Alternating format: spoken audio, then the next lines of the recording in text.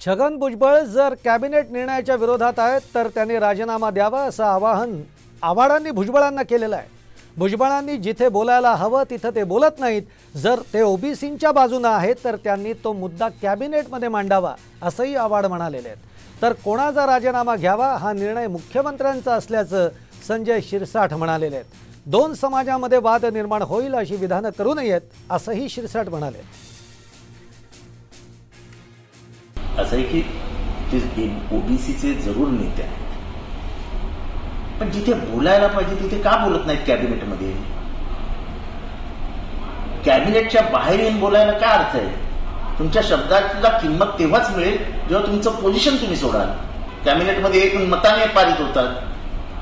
तुम्ही जर कॅबिनेटच्या निर्णयाच्या विरोधात आहात, ओबीसींच्या बाजूने आहात आणि ओबीसींवर अन्याय होताना दिसतोय, राजीनामा द्या। दोन समाजामध्ये आपल्या स्टेटमेंटमुळे भांडणं लागतील असा कृपया प्रयत्न होऊ नये अशी आमची प्रामाणिक इच्छा आहे। मग त्यासाठी जर तुम्हाला कोणी काढावं किंवा राजीनामा देईल हा तुमचा वैयक्तिक निर्णय आहे। तो निर्णय त्यांनी घ्यायला ते कुणाचे बांधील नाही, ते त्यांचा निर्णय स्वतंत्र घेऊ शकतात। परंतु असं स्टेटमेंट दिल्यामुळं सरकारमध्ये दोन मतप्रवाह आहेत असं जी काही बाहेर चर्चा चालू ही योग्य नाही आहे।